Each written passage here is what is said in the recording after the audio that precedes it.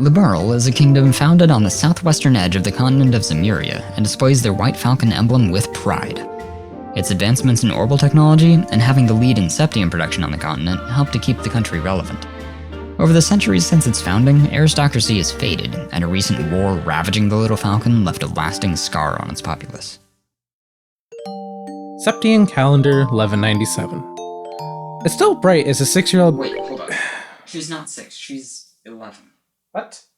11? Uh-huh. She's 11. Yep. But she looks like she's 8 or below. I know, right? How is she 11? Okay. Estelle is an 11-year-old girl waiting for her father to return home. She perks up as he walks through the door, but questions the large sack in his hands. Turns out it's a gift. Cassius decided to bring home a near-dead child. Quite the unorthodox way of adopting, eh, Cassius? What, did you beat him up or something? Anyways, after Mr. Bright places the cadaver snugly in his bed and tries hooking his daughter up with it, the boy wakes up and questions why he was not left to die. Ah, near dead and suicidal. No wonder you want to have your daughter date him. Weirdo. But Cassius brushes him off with, that's just how it ended up. That doesn't settle him down. Rather, it makes him question his new papa's sanity, wondering if he understands the severity of the situation.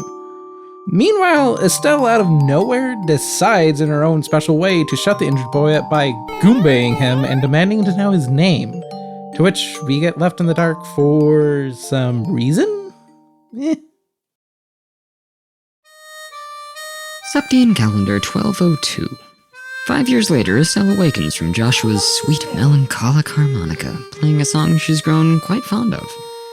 After breakfast and some morning banter between the household, our duo of teenage miscreants ready themselves for their final day of bracer training, accompanied by a test that someone ended up forgetting. I see she's not that bright.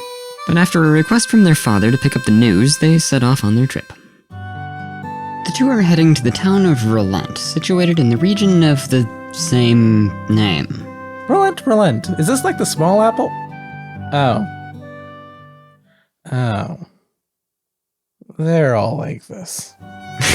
Located in eastern Liberl, Relent mines the vital... Gonna stop you there for a minute there, Coda. Is that the city or the region? Need a little clarification. Both? In any case, they mine the vital mineral sepith and produce food and lumber, exporting all this to the 4 other regions. Cities? Whatever. Although rural, they are an essential part of the country.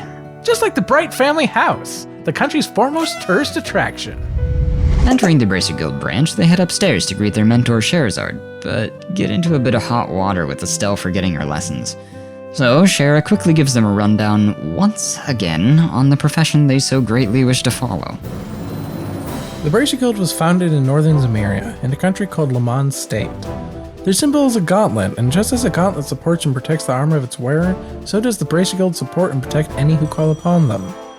The Guild is a continent-wide organization, and this is only made possible by one of their own laws: non-interference with people of national, political, or military standing. Abiding by this rule, Bracers can operate in any country to keep the peace and provide aid.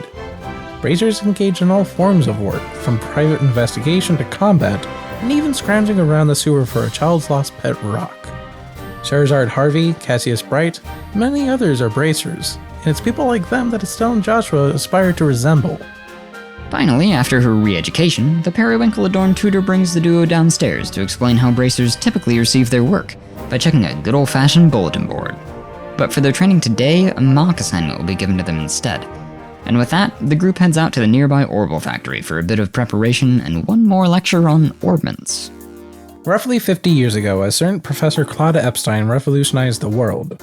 He created a new way to harness energy using stones called septium, a delicacy to monsters but surprisingly versatile and therefore valuable. The septium chunks and its fragments called sepith can be refined into crystalline circuits of varying elements called quartz. When powered, these quartz circuits produce various phenomena, and they can be slotted into a device to allow people to initiate these phenomena. Inside the device, there's a clockwork mechanism that reacts with both the quartz and some sepith to produce energy that's then sent back through the quartz. This effectively makes these devices perpetual motion machines capable of producing infinite energy, though it does take quite some time to recharge if left alone. A method like this is much cleaner and more efficient than combustion technology in common use at the time. As such, it eventually took over, with orbital tech being the primary, if not only, form of technology in use. After Professor Epstein's death, his 3 disciples continue his legacy by creating new and more efficient ways of utilizing this technology. Orbments, devices using orbital tech, are used in place of street lamps, vacuums, blenders, airship engines, guns, you name it. Bracers, the military, police, and the like use a small pocket watch device called a tactical orbment that allows them to use orbital arts. Basically modern magic. Because each quartz resonates with its user, the device is tuned to suit their aptitude, meaning the layout of quartz slots for each person will be different. How quartz are placed determines what arts can be used, and how long each line of quartz slots is determines how much energy can be used for casting the said arts. As tactical orbments are integral to their survival, it's imperative that a bracer keep the orbments up to date and constantly change their quartz for each situation. Once all is said and done, the group heads to the sewers of all places for the final test, which Estelle has forgotten already. Shara begins to question if our precious dunce was dropped on her head as a child, considering she just read about the assignment like 30 minutes ago. Heading down, they fight through a few waves of monsters until they reach their destination, a chest at the end holding 2 small boxes. What's in the box? What's in the fucking box? Give it. Topside, Shara checks if there was any tampering done to the parcels, and regretfully for Laburl, informs them they passed. As a reward for their efforts, the 2 are allowed to open the containers they so happily trudge their monster gunk to retrieve. Inside, they find 2 things. First, that they've been trained by a big sadist all this time, and second, a pair of pins signifying the promotion to Junior Bracer. Oh hey, it looks like Shara shops at Pinbox too. After finalizing their job with the guild receptionist Ina, they decide to act like children on Christmas, hurrying home and showing their new presents, emblems, to Daddy. But before they can make any headway, the 2 run into a couple of roughhousing kids. After challenging Estelle's bracer qualification and causing a ruckus, the kids get a little upset and tell them they're going to go to their secret base to get strong. Yeah, okay, you go have fun with your imagination. That over with, the brand new bracers walk into the general store to pick up a copy of the news, but Estelle ignores their goal to show off, demanding to be called Hyper Bracer Estelle in the process, and is rightfully ignored by the other 2. News in hand, the pair set off for home only to be stopped by Ina. Distressed, she asks about the boys from earlier. As they discuss, they find out that the secret base was the Asmella's Tower, an ancient building that now houses monsters. Worried and with no time to waste, Joshua and Estelle rush off in the hopes of saving them. Sprinting up to the 2nd floor of the spire, they find the little rascals in their imagination, along with some not-so-imaginary monsters. Luckily, our wannabe heroes come to the rescue, teaming up to prevent any harm befalling the boys. Though the kids express thankfulness and amazement at the fresh-faced bracer's awesomeness, Luke gets smacked upside the head for being so dumb as to make a dangerous monster nest their base. Estelle is so busy torturing the kid, however, that she fails to notice the monster creeping up behind her. But, Adios Ex Machina, Big Daddy Cassius and his massive rod pummel the creature to death. After displaying his expert skills with the bow staff, unlike his daughter, he then criticizes her, saying that she still has much to learn to be considered a full-fledged bracer. Now that everyone is safe, they head out. Our hatchling duo, left to inform the guild of the events in the tower by baller bracer Cassius Bright, check in with Ina. Once done, they're requested to forward a foreign guild branch's letter to their father, seeing as he's quite the big deal outside these boonies. Accepting, the 2 begin their quaint little jaunt back home, though on the way back, Estelle and Joshua have a little heart-to-heart about how she doggone made a wrinkle-finkle back in the tower, where she questions her ability to be a bracer. After Joshua's soothing words of reassurance, though, Estelle gets back to her usual bubbly self, and they skip on back home. Once there, the children hand over the news and letter to their father, while Stelly and later Posh Josh Magosh leave to prepare dinner. Now alone, Papa checks the contents of the letter, only to be awestruck over what's written within. Over dinner, Cassius discusses with his children that, considering what was written to him, he will need to abandon his children for at least a month minimum and dump a buttload of work into their laps. During that moonlit night, Joshua and Cassius discuss the contents of the letter. There seems to be some very concerning movement in the Empire. Cass then brings up a conversation from long ago. He informs his adopted boy that no matter what path he takes, these 5 years cannot be erased, and no matter what may befall him, Joshua is still their family, prompting the boy to thank him as his father. Seeing their daddy off, they decide to get started on their hand-me-down requests and head over to the guild. Yay! This will be the first of many, many times we say this. Learning that the first is to go murder some crop munchers on Perzel Farm, they giddily begin their journey over there. Oh, no, not because of the extermination, because they have a friend there. Jeez. After discussing the details with Franz the breadman, the noobs realize that they can't do much during the day and so decide to stay the night. In the downtime, Estelle and her old friend Tio gossip about Joshua, gaggling and giggling like gabby, gleeful girls. Tio finds him attractive and a hit with the ladies, even though he always turns them down. Estelle, though, being as dense as a neutron star, doesn't pick up that there might be some romantic tension between herself and him. Rather, she feels he's more like a brother and wishes he would confide in her more. But after embarrassing herself and getting flustered when Joshua pops his head in, they decide it's finally time to hunt those monsters.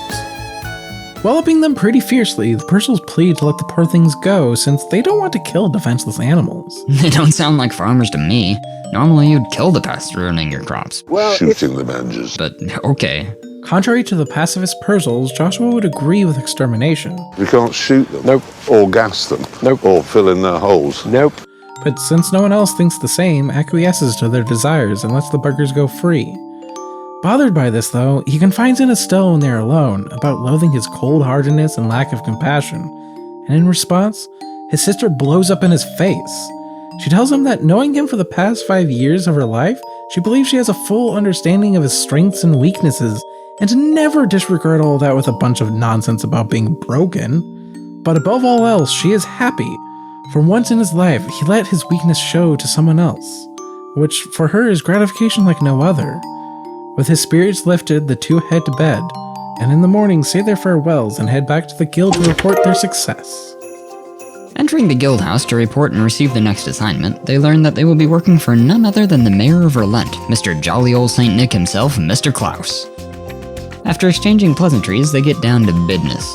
He explains that his workers in the mines have encountered a new lode containing a large septium crystal, one he would like brought back to him. And so the duo sets off for Malga Mine. Down in the depths, the mine chief reluctantly presents the large crystal before them, entrancing the two. The chief, wanting to be crystal clear, points out that this thing is worth a small fortune, and it must get back to the mayor. So, of course, Estelle runs in circles with it like a gourd boar. Joshua pointing out how moronic she's acting causes her to stop her nonsense and finally secure the precious crystals safely in her pocket. Don't know why he's trusting her at this point, though. Suddenly, a cave-in shakes the mine, releasing a swarm of monsters. Needing to save another group of miners, Estelle and Joshua head to the rescue. Having saved all the crew and mysterious newbie from the crab people, everyone heads topside. All things seemingly safe and secure, our doting duo head back to town to give Mr. Claus his precious. Entering his humble abode, they interrupt a meeting between the mayor and some schoolgirl. She's introduced as Josette from the Janus Royal Academy, here on an independent study of each region's important cultural assets. But let's ignore that since it doesn't matter. Instead, the plucky duo hand over the precious crystal to Santa, where he mentions this will be the perfect gift for Queen Alicia's upcoming birthday, and places it safely within his safe. Saint Nick then mentions how he's put in a request with his elves at the Orbital Factory, the Melders, to work on engraving the one crystal. The one crystal. Knowing the work they do, they should be able to make something fit for a queen. Oh yeah, by the way, the queen's birthday, according to the Liberal News, is in 6 months. Keep that in mind for later. Taking a step back, can we just take a moment to mention that he is literally using the townsfolk as if they're elves making a present for the queen? As if he really is Tim Allen? Back at the branch, Ina gives them their final daddy quest. You know, instead of giving them all in bulk. And this one is about helping 2 reporters up the dangerous Ismaelis Tower. Seeking the two out, Estelle and Joshua find Mr. Niall Burns in the Abend Bar, who begrudgingly accepts their help and directs them to his photographer at the Orbital shop. But upon entering, we find a bit of a hiccup. The lady we're looking for, Dorothy Hyatt, broke a clock, and now Niall has to pay out of his own pocket for his ditz of a partner. Yep. she's an airhead. With that settled, the juniors escort their entourage to their destination. At the foot of the ancient structure, they discuss some background on it, mentioning how there's 3 others like it around the country, all built around the time the nation was founded. Being asked to take a picture for the article, Dorothy readies herself and dozes off. Hitting her over the head, Niall urges her to just take the dang picture already. So, in typical Dorothy fashion, she snaps the pics while pretending the tower itself is a schmexy model. Apparently, she gets good shots this way, so the news company overlooks her weirdness in favor of her work quality. With that out of the way, the group can make their way up the tower, albeit belatedly, and miraculously make it through the monsters and to the top. In the middle of the roof sits a curious ancient device, what we've come to investigate. But before we can delve into its mystery, Joshua notices a presence behind a pillar. UAV online. Fearfully exposing himself, a man pops out, offering Mira in exchange for his life, not realizing the safety his company provides. After clarifying the situation, they exchange introductions. As it turns out, the strange man is called Professor Alba, a renowned archaeologist. He goes on to explain he came here to investigate these ruins like he has so many others and learned the revolutionary tactic of run away and hide to get here. Since everyone's here to investigate this place, our protagonists ask if Alba has any info he could divulge. Complying, he begins with a history lesson, asking if everyone's heard of the mythical Septarions. With everyone having a basic understanding from childhood fairy tales, Alba gives a further explanation. In the beginning,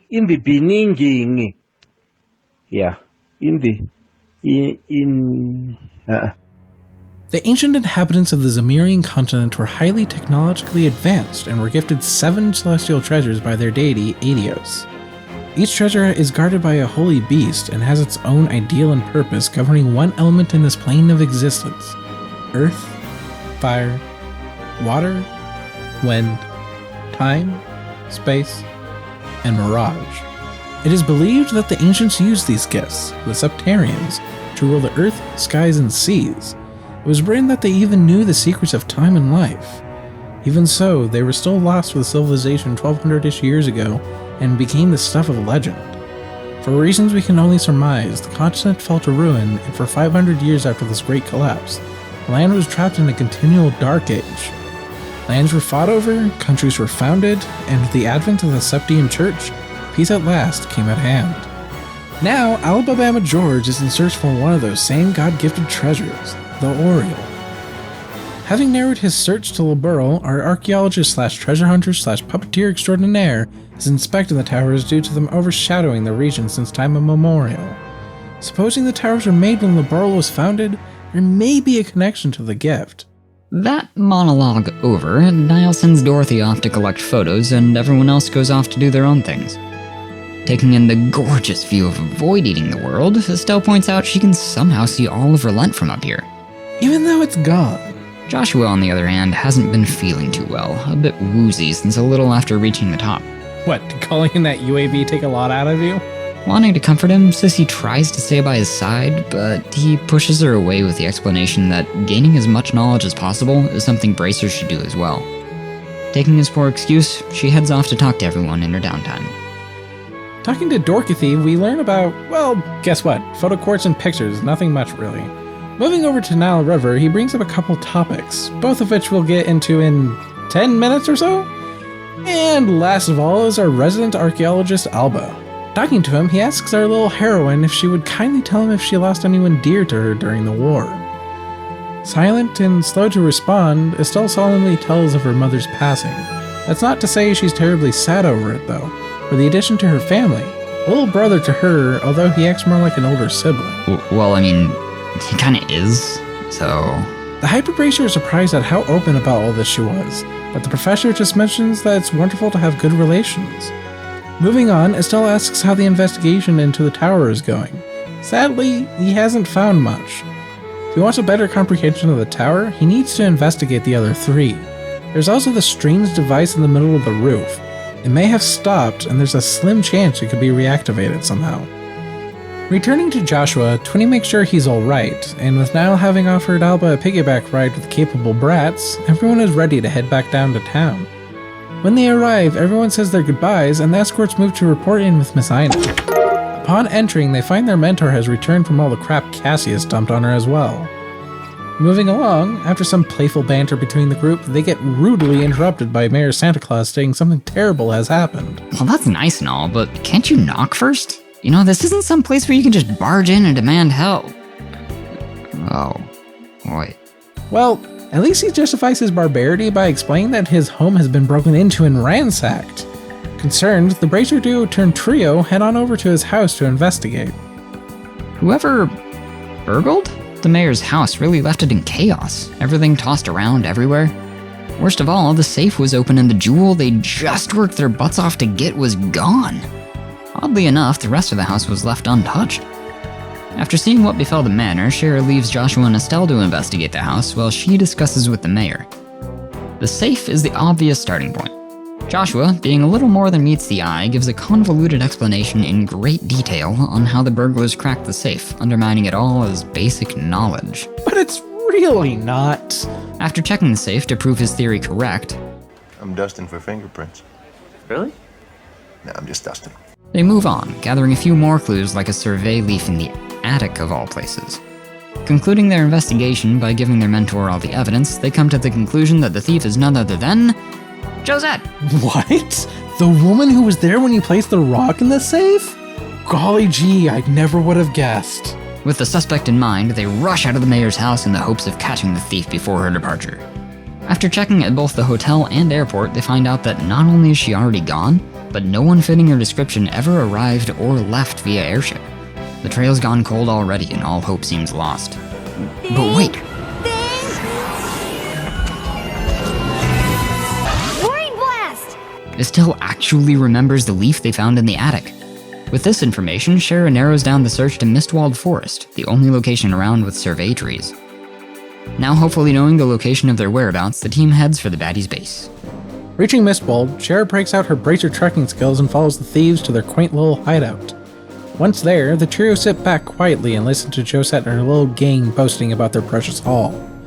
After making fun of the podunk town and the absolute jokes at Bracers a bit, Estelle almost blows their cover from the rude comments, but settles down to listen a bit more.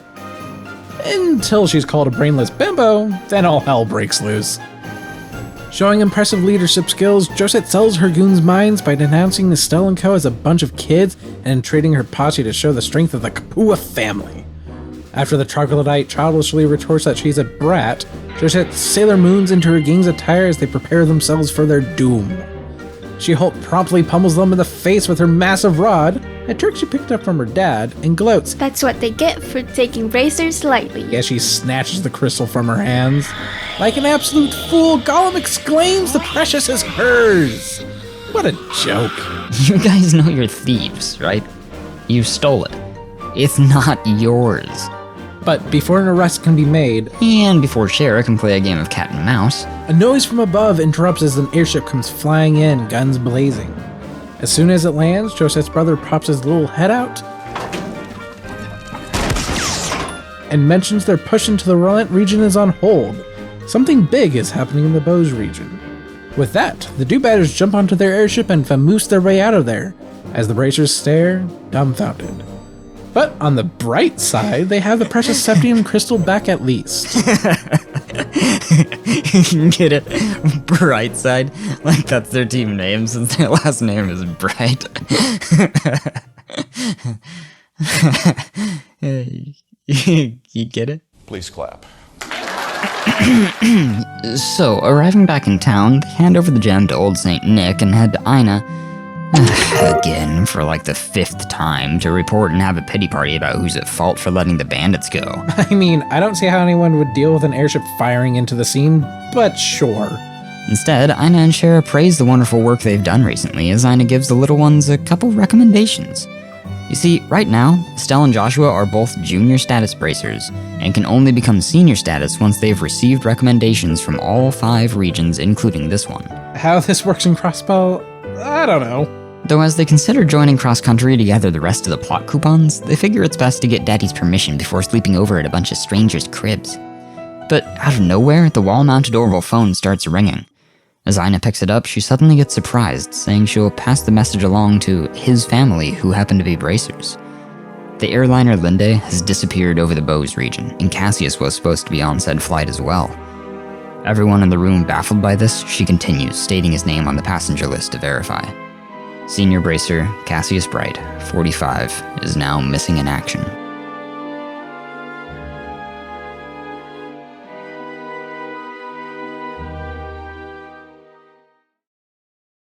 You want to listen to all of this and be happy, damn it.